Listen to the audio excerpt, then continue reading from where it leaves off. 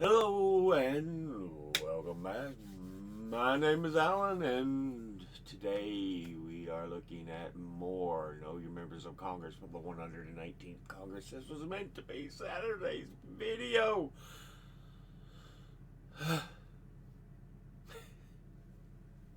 But yeah, today we are looking at Senator Deb Fischer, who is one of the two senators for the state of Nebraska. She is a Republican, and before she took office, she was preceded in office by Ben Nelson. Now, let's go ahead and take a look at who Deb Fischer is as an individual. She was born in Lincoln, Nebraska on March 1st, 1951. Graduated from the University of Nebraska with a Bachelor of Science in 1988. Has been a rancher, a member of the Valentine Rural High School Board of Education 1990 to 2004, member of the Nebraska Coordinating Commission for Post-Secondary Education 2000 to 2004, member of the Nebraska Unicameral Legislature 2005 to 2012, before being elected as a Republican to the U.S. Senate in 2012 for the term commencing January 3rd, 2013, and will be reelected in 2018 and again in 2024 for the term ending January 3rd, 2031. Now, let's go ahead and look at the committees she is on. She is on the Committee on Agriculture, Nutrition, and Forestry, of which she's on the Subcommittee on Livestock, Dairy, Poultry, and Food Safety, and the Subcommittee on Rural Development, Energy, and Credit. She's on the Committee on Appropriations, of which she's on the Subcommittee on Agriculture, Rural Development, Food and Drug Administration, and related agencies. The Subcommittee on Commerce, Justice, Science, and related agencies. The Subcommittee on Department of Interior, Environment, and related agencies. The Subcommittee on Financial Services and General Government.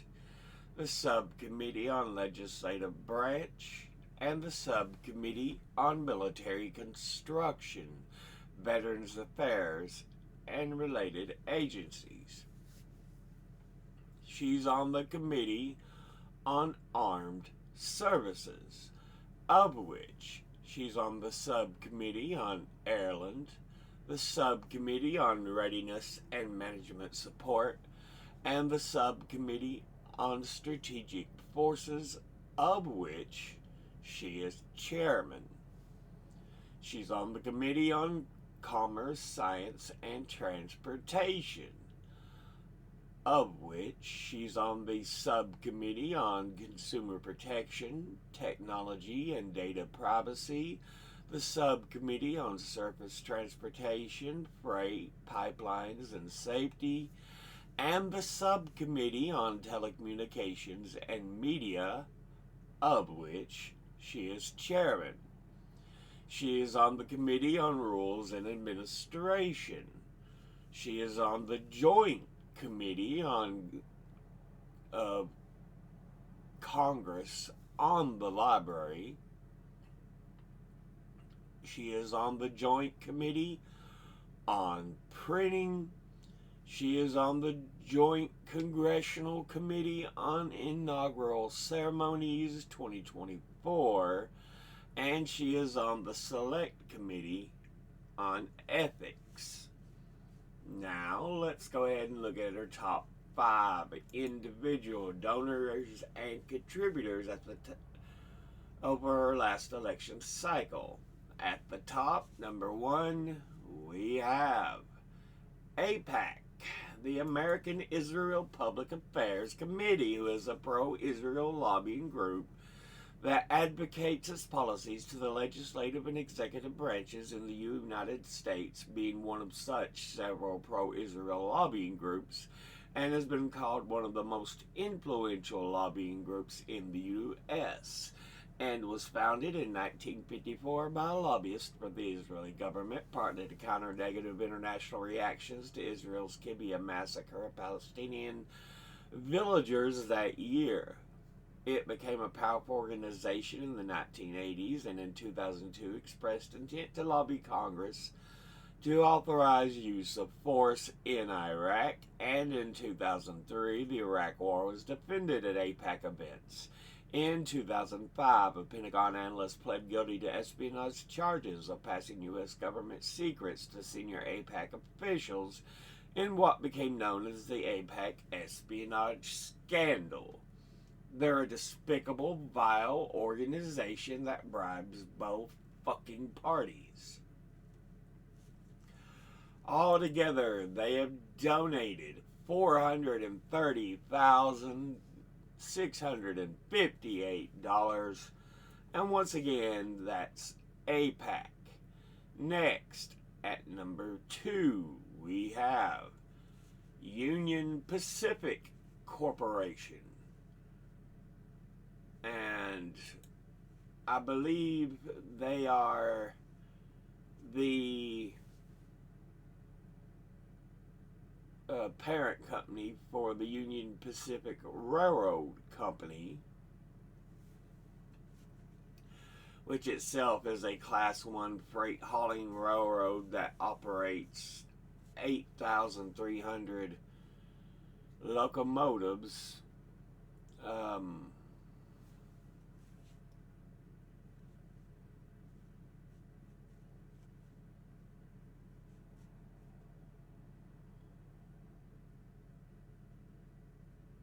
And has over 32,200 miles or 51,800 kilometers in routes in 23 U.S. states west of Chicago and New Orleans. And Union Pacific is the second largest railroad in the U.S. after BNSF, with which it shares a monopoly on transcontinental freight lines in the western, midwestern, and south central U.S.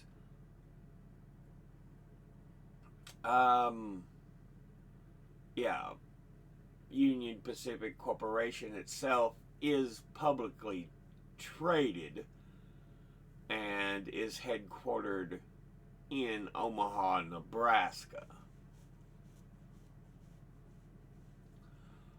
Altogether, it has donated $117,251. And once again, that is Union Pacific Corporation. Next, at number 3, we have Tenaska Incorporated.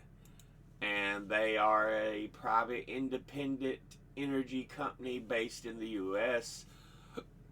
that is employee owned, founded in 1987 and headquartered in Omaha, Nebraska, with regional offices in Dallas, Denver, Philadelphia, Boston, Houston, and Calgary, and Vancouver in Canada. The company employs over 800 people and is involved in all aspects of power generation as well as natural gas and electric power marketing.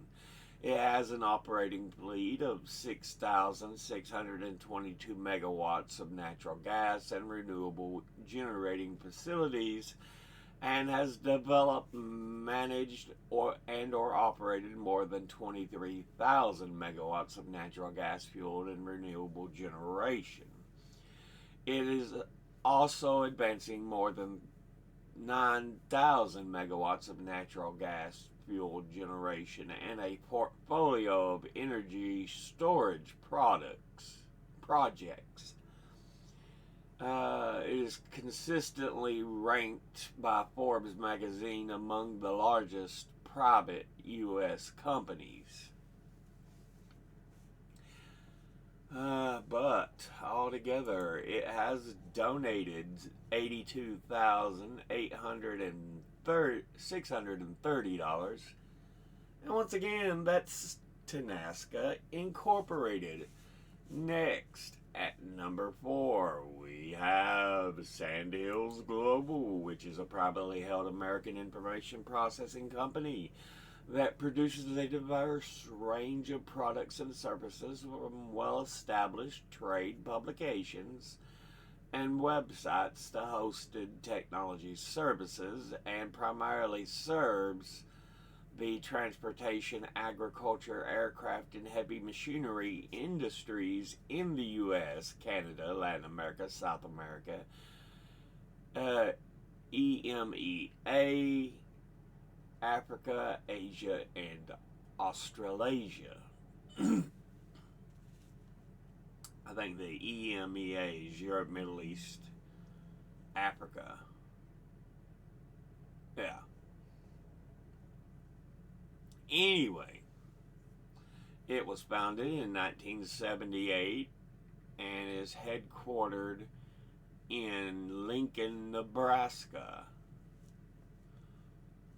Altogether, it has donated $66,400, and once again, that's Sandhills Global.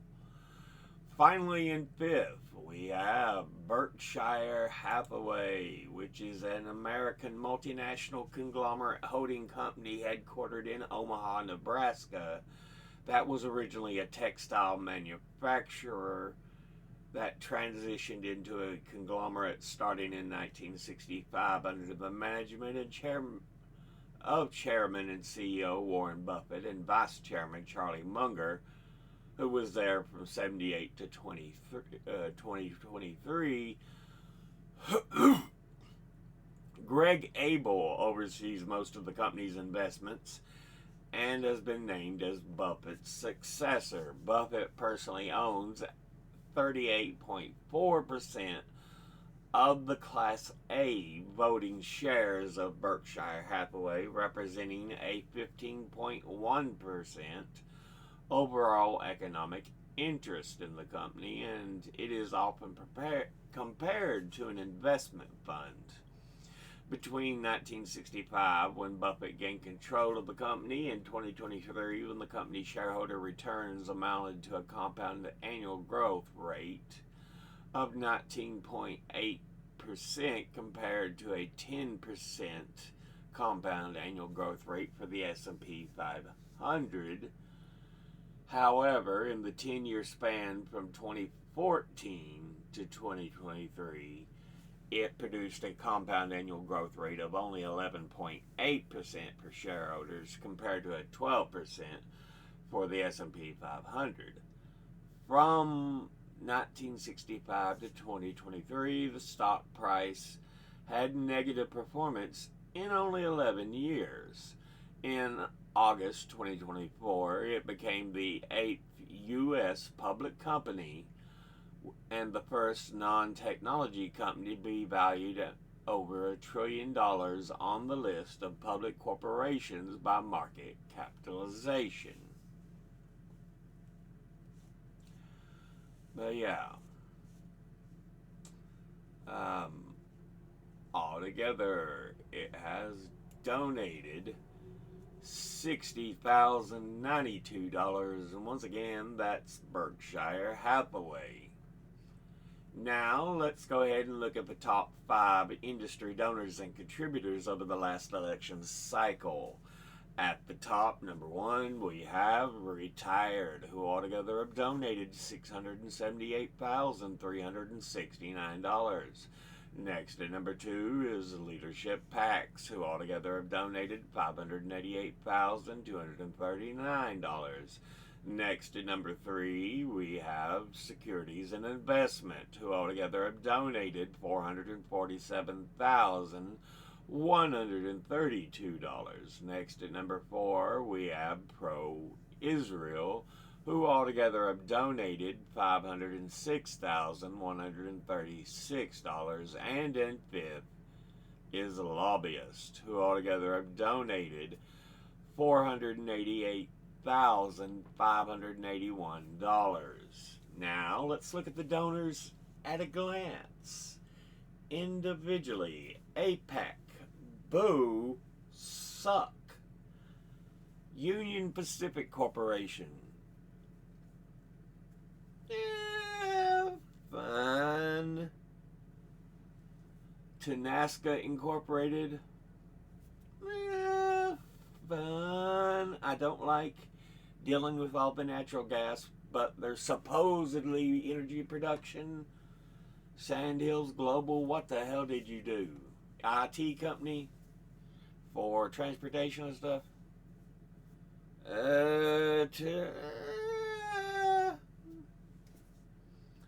Berkshire Hathaway,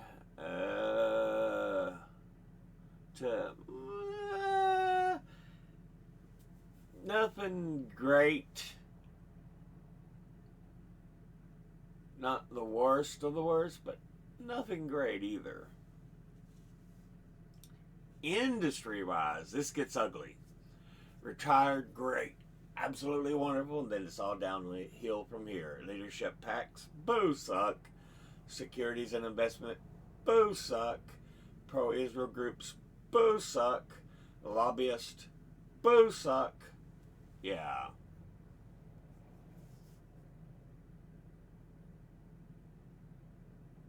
Overall,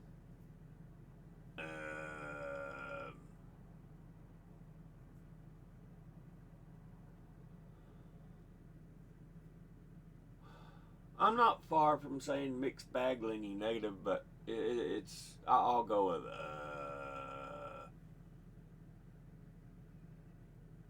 just blah. But this has been a look at Senator Deb Fischer, who is one of the 2 senators for the state of Nebraska. As always, educate thyself. Think, read, study, learn. Someone tells you something you have trouble believing, ask them to cite their sources. I'll be putting my links to the sources in the description box below the video.